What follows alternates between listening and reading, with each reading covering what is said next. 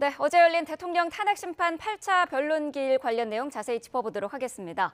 박민영 국민의힘 대변인, 강성필 더불어민주당 부대변인과 함께하겠습니다. 어서 오십시오. 안녕하세요. 네. 자, 바로 본론으로 들어가겠습니다. 첫 번째 증인으로 나선 조태용 국정원장, 홍장원 전 차장의 체포 명단 메모가 주요 쟁점이 됐는데 4가지 메모가 있다면서 신뢰성에 의문을 제기했어요. 어떻게 보셨습니까? 그러니까 홍장원 차장이 처음에 자기가 조금 횡설수설하면서 원래 왼손잡인데 오른손으로 글씨를 쓰다 보니까 메모가 명확하지가 않았다. 그래서 네. 보좌관한테 다시 쓰라고 했다. 이런 식의 증언을 해서 한때 논란이 좀 되지 않았습니까? 네. 왜냐하면 본인이 명확하게 자기도 알아볼 수 없는 글이었기 때문에 새로 다시 적으라고 했다라고 했는데 본인도 알아보지 못하라는 그런 메모를 보좌관이 그렇게 명확하게 적었다라는 것 자체가 굉장히 신빙성이 떨어진다. 이제 이런 지적들을 받았던 건데요. 이제 어제 조태용 원장 같은 경우에는 메모가 그 2개뿐만이 아니라 2개가 더 있어서 총 4개였다. 네. 이렇게 이야기를 한 겁니다. 그래서 처음 본인, 그러니까 홍장원 차장이 처음 작성한 메모가 하나 있고 보좌관에게 작성하라고 시킨 다시 쓰라고 한 메모가 또 하나가 있고 또 그 보좌관한테 또 다시 한 번 적으라고 해서 3번째 메모가 또 있는 것이고 거기에 누군가가 가필한 메모, 그러니까 홍장원 차장이 가필했을 가능성이 크겠죠. 그렇게 해서 총 4개의 메모가 있기 때문에 홍장원 차장의 그 단일한 지시를 메모에 정확하게 적시했다라는 주장은 사실과 다르다라고 이야기를 한 것이고요. 네. 이에 대해서 홍장원 전 차장이 4개가 아니라 3개다. 이렇게 반박을 했더라고요. 그러니까 조태용 차장이랑 사실상 같은 내용인데 그 보좌관에게 새로 쓰라고 한 것도 맞고 거기에 자신이 가필을 한 것도 맞지만 그 가필한 메모는 단일한 메모이기 때문에 4개는 아니고 3개다. 뭐 이런 식의 반박을 한 겁니다. 그러니까 네. 본질적으로는 여러 가지 메모가 있고 그 메모가 첫 지시를 정확하게 적시를 한 것이 아니라 여러 갈래를 거쳐서 사실상 증거 능력으로 훼손됐다. 이 지점에 대해서는 양측이 같은 이야기를 하고 있는 것으로 보입니다. 네, 신뢰성에 의문을 제기한 부분 중에 또 하나가 CCTV를 확인해봤더니 홍 전 차장이 주장한 내용에서 시간과 그 홍 전 차장의 위치가 다르다는 점도 언급이 됐어요. 일단 저는 그 탄핵 심판에서 윤석열 대통령 측에서 홍장원 전 차장에 대한 이 메모에 대해서 이 문제점을 제기하는 이유를 사실 잘 이해가 안 갑니다. 뭐 4가지라고 하니까 마치 A, B, C, D 서로 각기 다른 어떤 사람들이 작성한 메모로 느껴지는데 결국 내용적으로 봤을 때 하나인 겁니다. 맞잖아요. 홍장원 차장이 처음에서 본인이 급하게 메모를 한 것이고 급하게 했으니까 보좌관한테 다시 한번 정서를 하라고 한 것이고 또 그 후에 본인이 불러준 것에 대해서 복귀를 해서 다시 한번 빠진 게 있는지 확인하라는 거 아니겠습니까? 그리고 그 이후에 어떤 다른 추가적인 내용이 생각났기 때문에 이름에 동그라미를 친 건데 그게 뭐가 4가지라는 것이죠. 그리고 더 중요한 거는 홍장원 차장이 작성한 메모가 4가지이건 3가지이건 또 시간과 장소가 어디인 건 간에 그건 부차적인 문제인 겁니다. 왜냐? 지금 대통령이 정치인에 대해서 체포 지시를 내렸냐 안 내렸냐에 대해서 이게 결정적인 증거라는 거 아니겠습니까? 네. 그런데 만약에 홍장원 전 차장의 메모 그리고 홍장원 차장의 증언이 유일한 체포 지시의 증거라고 하면 이건 중요한 문제가 될 수가 있지만 이 외에도 뭐 이진우, 곽종근, 여인영 등 여러 가지 정황에서 대통령의 체포 지시가 있었던 거예요. 그중에 하나인 겁니다. 그래서 사실상 너무 여러 가지가 있기 때문에 홍장원 전 차장의 메모는 저는 빠져도 상관이 없다고 생각합니다. 그리고 추가적으로 어쨌든 간에 이 메모를 떠나서 홍장원 그리고 여인영 방책사령관 그리고 조태용 국정원장은 어쨌든 여인영 방책사령관이 홍장원 차장과 통화를 해가지고 위치 추적을 요청했다는 거 아닙니까? 그러면 홍장원의 국정원이 체포 지시에 가담하지 않았다고 하더라도 최소한 방첩사는 체포 지시를 받고 돌아다녔다는 것이 증명된 거 아니겠습니까? 그래서 저는 대통령 측에서는 홍장원과 곽종근이 유일하게 탄핵 심판에서 대통령과 관련된 체포 지시에서 불리한 증언을 하기 때문에 전형적으로 메신저를 공격하는 것이다 이렇게 보여집니다. 네, 말씀하신 그 체포 지시와 관련해서 조태용 원장은 홍 전 차장에게 이것과 관련된 보고는 받지 못했다 이렇게 언급을 하면서요. 이재명, 한동훈을 잡으러 다니게 될지 모르겠다 정도의 보고는 받았다고 했어요. 그러면서 당시에는 이거를 뭐 뜬구름 잡는 이야기라고 생각했다라는 거거든요. 네, 맞습니다. 그러니까 뭐 메모장이 아니어도 증거가 충분하다라고 말씀하셨지만 사실 대통령으로부터 직접 지시를 받았다라고 주장을 하는 것은 홍장원 차장과 곽종문 사령관 딱 2명이거든요. 그렇기 때문에 그 2명이 확보하고 있는 물증이 무엇보다 중요하다라는 건데 저희가 지금 통화 녹취를 확보할 수가 없는 상황이지 않습니까? 네. 그렇기 때문에 당시 현장을 그나마 조금 우리가 묘사할 수 있는 유일한 증거라고 하면 메모이기 때문에 그 메모의 신빙성이 굉장히 중요한 거거든요. 그런데 그 메모가 당시 작성된 그대로의 내용이 아니라 보좌관을 통해서 2번이나 윤문이 됐고 거기에 새로 가필까지 더해져서 이 메모가 증거 능력으로서 신빙성이 있는 거냐라고 했을 때 문제가 있다라는 이야기를 한 것으로 보입니다. 또한 방금 말씀하신 그 조태영 원장한테 그 현장에서 제대로 보고를 했느냐라고 했을 때 그렇지 않았다라는 거거든요. 그러니까 방첩사를 지원하라는 지시가 있었다라고는 얘기를 했는데 네. 구체적으로 누구누구를 체포하라는 얘기를 대통령으로 누구로부터 들었고 그게 누구를 지원하라고 했던 건지 명확한 얘기를 들은 바가 없고 그러니까 누구누구를 한동훈과 몇 명을 체포하라고 한 내용도 마치 낭설처럼 그럴 수도 있겠다. 누군가 그럴 수도 있겠다라고 불명확하게 이야기를 했다라는 거거든요. 그런데 네. 이게 정황상 그럴 수밖에 없었던 것이 홍장원 차장이 처음에는 대통령으로부터 직접 지시를 받았다라고 주장을 하지 않았습니까? 그러다가 대통령으로부터 받은 게 아니라 방첩사령관과 소통하는 과정에서 대통령이 그와 같은 지시를 했다라고 자신이 생각을 했다라고 이야기를 했습니다. 그러니까 홍장원 차장 역시 그 자리에 자기 확신이 전혀 없는 상태에서 보고를 한 것이기 때문에 당연히 조태용 원장은 그것이 어떤 뭐 진정성 있고 구체적인 지시가 있었다라고 인지를 하지 못한 것이고요. 네. 그렇기 때문에 정무직 회의가 끝나고 나서 내일 아침에 다시 얘기하자라고 이야기를 한 것이 매우 자연스럽다라는 것이죠. 네. 묵살을 한 게 아니라 그런 일이 생길 것 같지 않아서 아침 회의 때 이야기하자라고 한 거 이렇게 주장을 했거든요. 어떻게 보셨습니까? 저는 만약에 이제 조태용 그 국정원장이 그런 마인드를 가지고 있었다면 국정원장으로서는 자격이 없는 것이죠. 국정원이 어떤 조직입니까? 대한민국 혹은 해외까지도 모든 정보를 수집하고 이 정보를 어떻게 다룰 것인가 그리고 예민한 징후 하나하나까지도 포착을 해가지고 일을 해결해야 되는 그런 조직입니다. 그런 조직의 수장이 대통령실에 가서 계엄의 이 전 과정, 선포의 전 과정을 목격을 하고 다시 국정원으로 돌아왔는데 지금 국정원 차장이라는 국정원의 2인자가 방첩사령관과의 통화 내용, 체포 지시라든지 이런 것을 내용을 말을 했는데 이게 뭐 보고가 아니었다? 그러면은 보고는 어떤 형식으로 해야 되는 겁니까?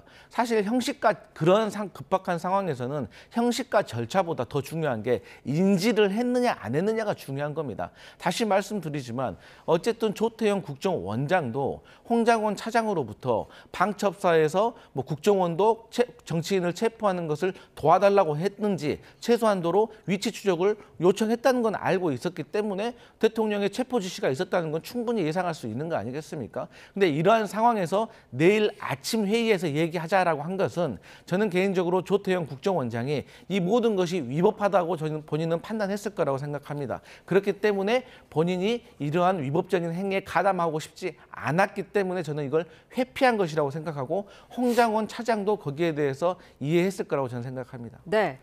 조태용 원장은 홍 전 차장의 정치적 중립성도 문제를 삼았습니다.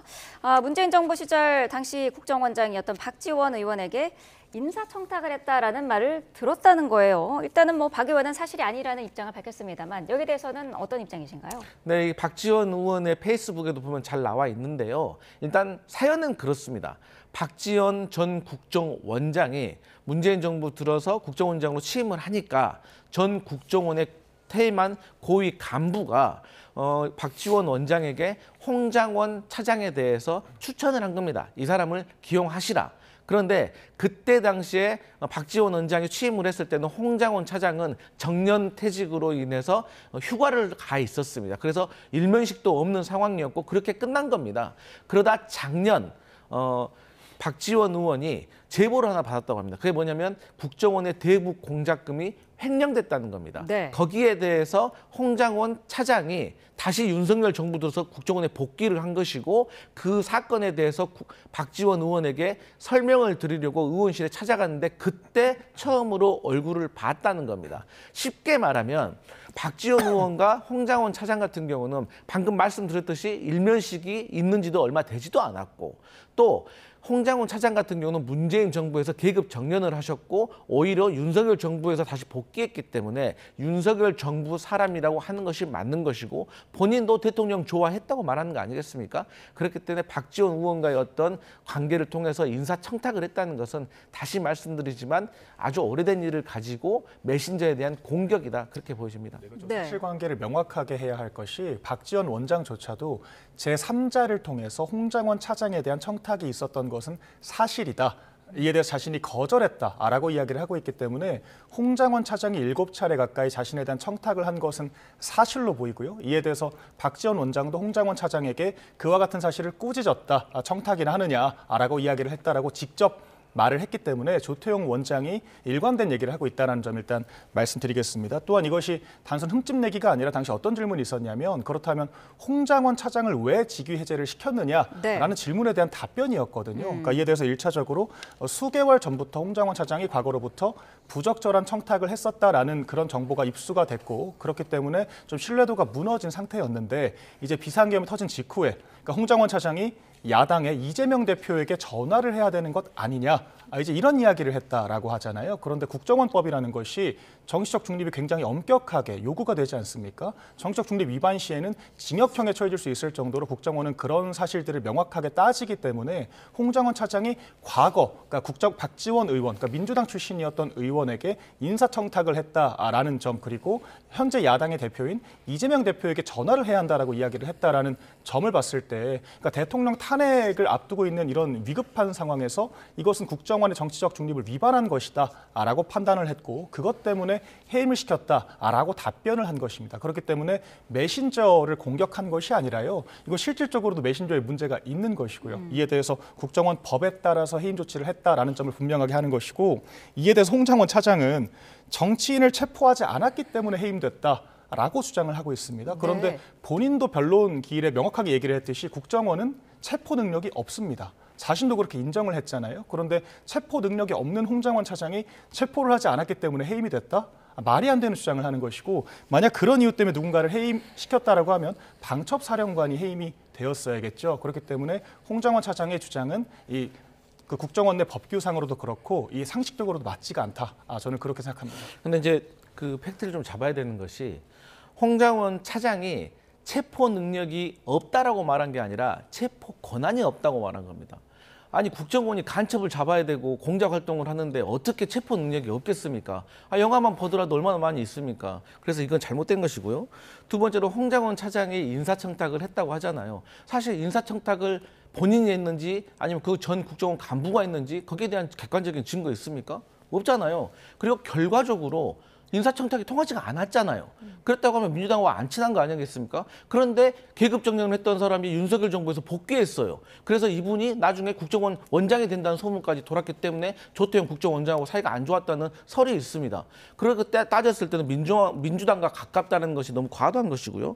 그다음에 마지막으로 이게 체포 지시한 거하고 무슨 상관이 있습니까? 어쨌든 간에 방첩사령관과 통화했고 위치 추적 요청 받았고 이것은 조태용도 알았고 인정했고 이 세 명이 다 인정하는 거 아니겠습니까? 그렇기 때문에 다소 이게 상관이 있는 듯 하지만 결과적으로 따져보면 상관이 없는 내용을 가지고 의혹을 부풀리기 때문에 저희는 메신저를 공격한다 이렇게 판단한 겁니다. 네. 자, 두 번째 증인으로 나선 김봉식 전 서울경찰청장. 계엄 당시에 그 체포나 국회 봉쇄에도 지시받은 바가 없다. 이렇게 공소 사실을 부인했어요. 어떻게 보셨습니까? 그러니까 이제 공소 사실을 부인한 내용에 있어서는 사실 김봉식 전 서울경찰청장뿐은 아닙니다. 네. 그런데 이거야 뭐 객관적인 사실 그리고 다소 현장에 있었던 경찰들과 여러 가지 증언들에 대해서 저는 훗날에 다 증명이 될 거라고 생각하는데 결론은 그렇습니다. 어쨌든 간에 포고령에 따라서 경찰이 국회 진입을 통제한 거 아니겠습니까? 그렇기 때문에 나이 70이 다 돼가는 국회의장이 담을 넘은 거예요. 봉쇄를 했기 때문에. 그리고 민주당 의원들만 그런 게 아니라 국민의힘 의원들도 월담을 하신 분들이 있잖아요. 그렇기 때문에 경찰이 봉쇄했다는 건 사실인 것이고 경찰이 그 중간에 이 출입을 해제했다는 것은 본인들 스스로도 아니, 국회의원이 국회 들어가는 걸 막는 것이 맞나 이게 위법이 아닌가라는 혼란이 있었기 때문인 것이기 때문에 이것은 김봉식 전 서울경찰청장이 부인한다고 될 일은 아닌 것 같습니다. 네. 첨언하실 부분이 있으실까요? 예, 이에 대해서 그 국회 봉쇄의 목적이 있었다라고 하면 어제 네. 그런 질문이 있었잖아요. 그 국회 담이라는 것이 그 통상의 여성들도 올라탈 수 있을 정도로 낮은 수준이기 때문에 봉쇄라는 목적을 실질적으로 달성하기 위해서는 정말 수천 명의 병력이 국회를 똘똘 둘러싸야만 가능하다라는 것은 이견이 없는 것으로 보이거든요. 네. 그럼에도 불구하고 약 300여 명 정도의 병력만 투입됐기 때문에 실질적으로 국회 봉쇄의 목적이 있었다라고 하면 과연 이렇게 소수 병력을 투입했을까? 이제 이런 의구심이 있는 것이고요. 어제 김봉식 전 청장도 그럼 국회의 병력을 왜 투입을 했느냐, 경찰 병력이 왜 갔느냐라고 했을 때도 그러니까 비상계엄이 터진 직후에 주요 국가 기관들을 당연히 수호하는 것이 맞기 때문에 질서 유지를 하는 것이 맞기 때문에 그렇게 조치한 것으로 이해했다라고 하지 않습니까? 그러니까 네. 전반적으로 구체적으로 어떻게 국회 봉쇄를 하고 어떻게 국회의원들을 끄집어내라고 했다라는 것인지 그 목적성과 이 비상계엄이 어떤 이 이유로 벌어졌는지에 대해서도 이런 관계자들은 전혀 몰랐다라는 것이거든요. 네. 그리고 또한 이런 분들이 만약 지시를 받았다라고 해도 윤 대통령으로부터 직접적으로 받았다라는 증거도 없습니다. 그렇기 때문에 이런 정황들을 봤을 때는 국회 봉쇄를 정말 하려고 했느냐라는 그런 질문에 대해서도 여전히 의구심이 있다. 저는 그렇게 판단을 했습니다. 근데 제가 네. 반론을 안 드릴 수가 없는 게 국회 안 가보셨어요? 저 국회 10년 넘게 일했는데 국회 담을 어떻게 여성이 넘습니까? 당연히 누가 도와주면 넘을 수 있겠지만 국회 담벽을 어떻게 혼자 넘어요? 이거 너무 말도 안 되는 소리고 어쨌든 간에 결과를 두고 얘기를 합시다. 온 국민이 봤지 않습니까? 국회의원들이 못 들어가고 국회 보좌관들, 사무처 당직자들이 왜 못 들어가게 하냐고 막 아우성을 쳤잖아요. 그런데도 그런 말씀하시는 건 좀 너무 과도합니다. 네. 조성현 수방사 1경비단장 이진우 전 사령관으로부터 국회에 들어가서 의원을 끌어내라라는 지시를 받았다라고 어제 증언을 했습니다. 이진우 전 사령관은 형사재판을 이유로 그 부분에 대해서 증언을 하지 않았었는데 어제 이 증언 내용은 어떻게 들으셨어요? 그러니까 결론적으로 이제 대통령과 직접적으로 소통할 수 있는 혹은 소통을 했다라고 추정되는 핵심 관계자들의 증언이 전 가장 중요하다라고 생각을 하거든요. 결론적으로 지금 김용현 전 장관, 그러니까 윤석열 대통령 바로 다음에 지휘통제권을 가지고 있었던 것이 김용현 전 장관이었고 네. 이 대부분의 관계자들, 뭐 김용현, 뭐 여인우, 뭐 여인영, 조태용, 이상민, 신원식 뭐 이런 여러 관계자들이 일관되게 이야기를 하는 것이 김용현 전 장관이 오버한 것 같다. 그리고 김용현 전 장관으로부터 지시를 받았다라고 하고 있는 거거든요. 그렇기 때문에 어제 이 조성현 수방사 경비단장이 관련 지시를 받았다라고 해도 그것은 수방사령관으로 받았을 가능성이 크고 이에 대해서 수방사령관은 진술을 거부했기 때문에 이에 대한 명확한 사실관계도 확인되지 않은 것이고요. 설령 네. 그런 지시를 받았다라고 하더라도 이것이 윤석열 대통령이 내란 정말 숙의 우두머리로서 직접적으로 지시를 했냐라고 했을 때 그에 대한 답변은 되기 어려운 것 같습니다. 네. 추가 변론기일이 다음 주 화요일에 열리고 윤석열 대통령 측에서 신청한 증인 채택 여부는 오늘 이제 평의에서 결정이 될 예정인데 국회 측은 어쨌든 심리가 지금으로도 충분하다 이런 입장인 거죠? 네, 맞습니다.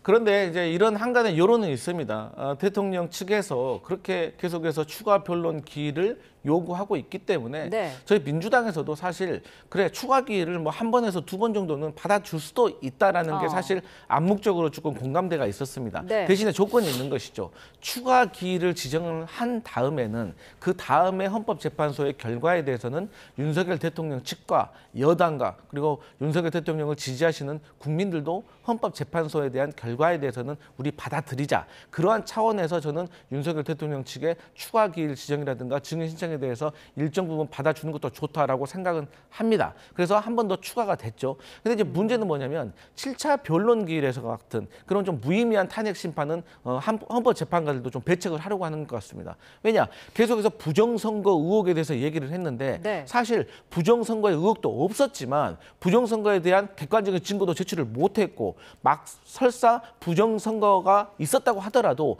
그렇다고 해서 그게 계엄의 조건이 되는 건 아니고 계엄이 합법화되는 건 아니거든요. 그렇기 때문에 사실 본질과 다른 내용이었습니다. 그렇기 때문에 그런 무의미한 것들이 계속 추가되는 것은 의미가 없지만 그럼에도 불구하고 헌법재판소에서 여론을 감안해서 추가 기일을 지정한 것으로 저는 보여집니다. 네, 대통령 측은 계속해서 헌재의 뭐 불공정성, 편향성 이거를 주장을 하고 있는데 어제는 대리인단 측이 중대 결심을 언급을 했어요. 이거는 어떤 거를 예상할 수 있을까요? 그러니까 기본적으로 뭐 검찰 조서까지 끌어다 써야 할 정도로 헌법재판소가 뭐 근거를 마련하지 못했다라는 것은 지금 재판을 결론 내기에는 관련된 증거들이 불충분하다라는 말로도 저희가 읽을 수가 있거든요. 그렇기 때문에 마치 변론기일 추가 지정을 뭐 동냥하는 사람들에게 떡 나눠주듯이 그렇게 이해하면 저는 안 된다라고 생각을 합니다. 부족한 부분이 있기 때문에 보완할 필요성이 있어서 변론기일을 추가 지정을 하는 것이고 저희가 이 절차가 정말 면밀하게 진행이 되어야 국민적인 의구심을 해소할 수가 있다. 이 지점을 드리는 거지 않습니까? 또한 실질적으로 전임 대통령 사례를 봤을 때도